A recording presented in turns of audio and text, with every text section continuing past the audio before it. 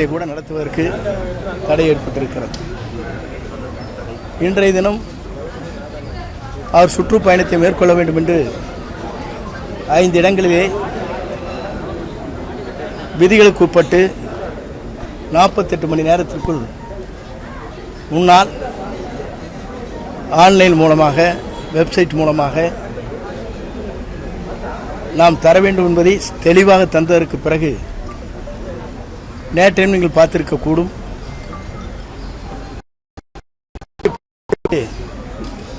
சுற்றியும் பேரிகேட் வைத்து ஒரு குழியை தோண்டி எங்கள் நிகழ்ச்சியில் நடத்தக்கூடாது என்ற முறையில் அனுமதி கொடுக்க வர சொல்லி வாருங்கள், நான் அனுமதியை பெற்று செல்லுங்கள் என்று சொன்னதற்கு பிறகு இங்கே குழி தோண்டப்பட்டிருக்கிறது, அங்கே நிகழ்ச்சி நடத்துவதற்கு அனுமதி இல்லை என்று கூறப்பட்டிருக்கிறது. குறிப்பாக எல்லோருடைய தலைவரும் நம்முடைய தமிழ்நாட்டில் ஆளும் கட்சி, எதிர்கட்சி, மற்ற கட்சியை சார்ந்தவர்கள் எப்படி சென்று கொண்டிருக்கிறார் என்பதை உங்களால் அறிய முடியும். அவர் குறிப்பிட்ட இடத்தை காட்டிலும் பல இடங்களில் சென்று பிரச்சாரம் செய்கிறார். அதற்கு அரசு முழு ஒத்துழைப்பை தருகிறது. முதலமைச்சர் நிகழ்ச்சி என்றாலும் கூட ரோட் ஷோ என்று காரில் ஏறிக்கொண்டு கூட பயணம் செய்கிறார். ஆனால் நாங்கள் குறிப்பிடுகிற ஒரு இடத்தை கூட அனுமதி வழங்காமல் தடை செய்வது என்பது ஒரு இயக்கத்தை முடக்குவதைப் போல நாளை தமிழகத்தை ஆளப்போகிற எதிர்கால தமிழகத்துடைய முதலமைச்சராக வரக்கூடியவரை தடுப்பது என்பது இன்று ஆளும் கட்சி இது செய்து கொண்டிருக்கிறது என்பதை வேதனையோடு நான் தெரிவித்துக் கொள்கிறேன். குறிப்பாக உங்களுக்கு ஒன்றை சொல்ல விரும்புகிறேன். இங்கே இருக்கிற யாருடைய தலைமையில் இருக்கிறார் என்பது உங்களுக்கு தெரியும். இங்கே இருக்கிற மாநகராட்சி ஆணையருடைய கட்டளை ஏற்றுத்தான் அவர் நடைபெற வேண்டும். காவல்துறையை பொறுத்தவரையிலும் நம்முடைய தமிழக மாநில காவல்துறையுடைய காவல் இயக்குனர் மற்றும் காவல்துறை இங்கே கமிஷனர், அதேபோல காவல்துறையை சார்ந்திருக்கிற IS, இவர் எல்லோரும் சேர்ந்து நம்முடைய சுற்றுப்பயணத்தை முடக்க வேண்டும் என்று கருதி நாள்தோறும் எங்களுக்கு இது போன்ற இடர்பாடுகளை செய்து வருகிற காட்சியை நாங்கள் காணுகிறோம். ஆனால் ஒன்றையும் கூடத்தை சொல்ல விரும்புகிறேன். மேற்கு வங்காளத்தில் ஒரு முதலமைச்சர் அங்கே தேர்தல் ஆணையம் என்ன செய்திருக்கு என்று சொன்னால் 600 பேரை மாற்றியிருக்கிறார். இங்கே 2 ஆண்டு காலம் 3 ஆண்டு காலம் இருக்கின்ற ஒரு அதிகாரி கூட இவர்களுக்கு சாதகமாக இருக்கிற காரணத்தின் அடிப்படையில் மாற்றப்படவில்லை என்பதுதான் வேதனையாக இருக்கிறது. இதனால் எதற்காக சொல்ல என்று சொன்னால், ஒரு தலைவருடைய சுற்றுப்பயணத்தை முடக்குவது என்பது இந்த ஜனநாயக நாட்டில் நடைபெற்ற ஒன்றாக இல்லை.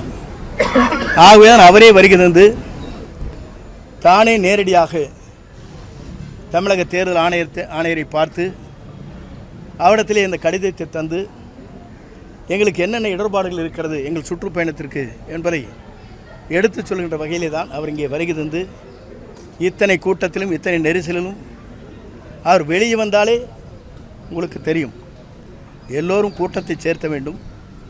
ஒரு வெளி வருகிறார் என்றாலே மக்கள் கூட்டம் வெள்ளமாக வருகிறது. இதெல்லாம் பார்த்ததற்கு பிறகு மற்ற ஆளும் கட்சி, எதிர்கட்சியை சார்ந்தவர்கள் மற்றவரும் இவர் நாளை தமிழ்நாட்டுடைய முதலமைச்சராக வருவார் என்ற அச்சத்திலே அவர்கள் இருக்கிறார்கள். இந்த அச்சத்தின் அடிப்படையிலே தான் இதுபோன்ற தடைகள் தொடர்ந்து நடைபெற்று கொண்டிருக்கிறது.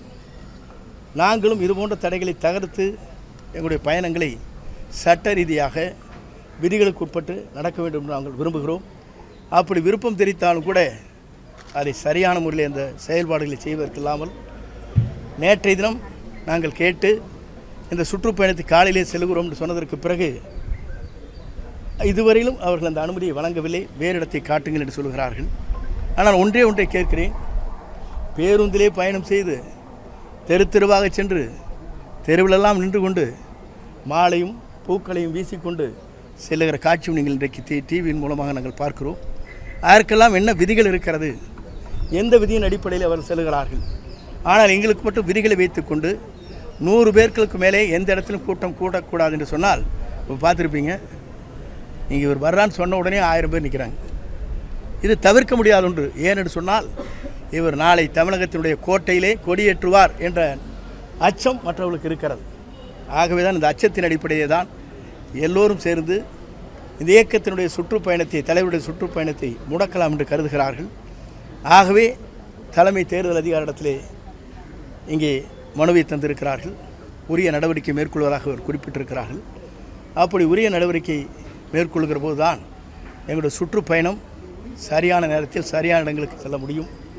எங்களை பொறுத்தவரையிலும் எல்லோரும் சொல்கிறார்கள், நீங்கள் பார்த்திருக்கக்கூடும், அவர் இங்கே வர வேண்டும் என்று தான் மக்கள் அழைக்கிறார்கள். வருவதற்கு நாங்கள் அனுமதியை கேட்கிறோம், அனுமதி மறுக்கப்படுகிறது. ஆகவே தான் இங்கே இருக்கிற தொலைக்காட்சி நண்பர்கள் இதை மனதிலே வைத்துக்கொண்டு மக்களுக்கு இதை எடுத்து சென்று எங்களுக்கு எத்தனை இடர்பாடுகள் இருக்கிறது, இன்னல்கள் இருக்கிறது, இவரை சுற்றுப்பயணத்தை மேற்கொள்வதற்கும் எங்கள் பணிகளை மேற்கொள்வதற்கும் எவ்வளவு இடர்பாடுகள் இருக்கிறது என்பதை நீங்கள் மக்களுக்கு வெளிப்படையாக வெளிச்சம் போட்டு காட்டுவீர்கள். ஆனால் தான் ஒரு ஜனநாயகத்தை காக்கிற நம்முடைய இங்கே இருக்கிற தொலைக்காட்சிகள், பத்திரிகை நண்பர்கள், ஊடகங்கள் அனைத்தும் இதற்கு உறுதுணையாக இருந்த பணிகளை ஆற்றிடல் வேண்டும் என்று உங்களை வேண்டி விரும்பி கேட்டு வேண்டி எனக்கு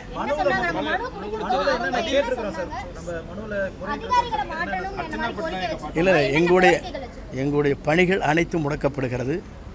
இதற்கு உயர் அதிகாரிகள் தான் காரணம். அந்த உயர் அதிகாரிகளே மாற்றப்பட வேண்டும் என்பதுதான் எங்களுடைய குறிப்பிட்டிருக்கிறோம். இங்கே நகராட்சி ஆணையருடைய கட்டுப்பாட்டிலே தான் ஆர்ஓ இருக்கிறார். காவல்துறையை பொறுத்தவரையிலும் உயர் காவல்துறை அதிகாரிகள் கமிஷன் கட்டுப்பாட்டில் இருக்கு. இல்லை, நாங்கள் எங்கள் இடத்துல குறிப்பிட வேண்டியது சட்ட விதிகள் எங்களுக்கு கொடுக்கப்பட்டிருக்கிற உள்துறை செயலிடத்திலே கொடுக்கப்பட்டிருக்கிற கடிதம், எங்கு வேண்டுமானாலும் 5000 பேருக்கு உட்பட்டு நீங்கள் நிகழ்ச்சி நடத்தலாம் என்று எங்களிடத்திலே இருக்கிறது கடிதம். நாங்கள் கேட்டது 3000 பேர் வருவார்கள் என்று சொல்லியிருக்கிறோமே தவிர 3000 பேர்கள் நாங்கள் அழைக்கப்படவில்லை. இப்போது 3000 பேர் கனவே போகிறாங்களா? 4000 பேர் 5000 பேர் பூ போடுறாங்க, குடி வச்சுறாங்க, டிராஃபிக்கே ஜாம் பண்ணுறாங்களா? பார்க்குறீங்களா இல்லையா? நீங்கள் தானே போடுறீங்க.